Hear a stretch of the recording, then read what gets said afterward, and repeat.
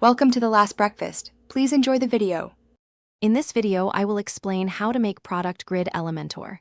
First, navigate to your WordPress dashboard and open the page where you want to add the product grid.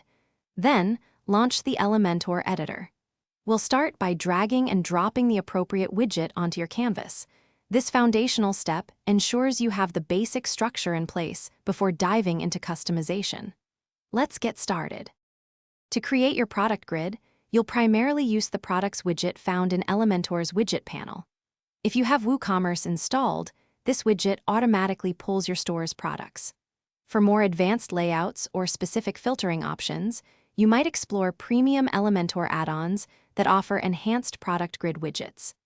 These often provide greater control over product display and query settings, giving you more flexibility.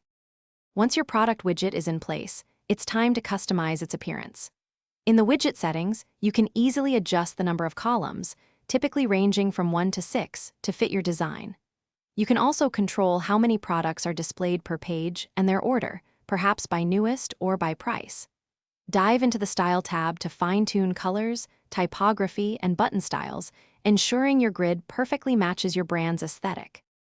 For larger product catalogs, consider adding pagination or a Load More button to improve user experience.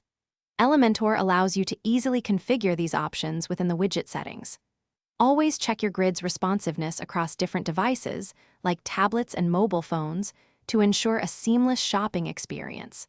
Finally, use the query controls to display specific products, perhaps from a particular category or tag, giving you precise control over your store's presentation. Thanks for watching. If this was helpful, leave a like and consider subscribing. See you next time.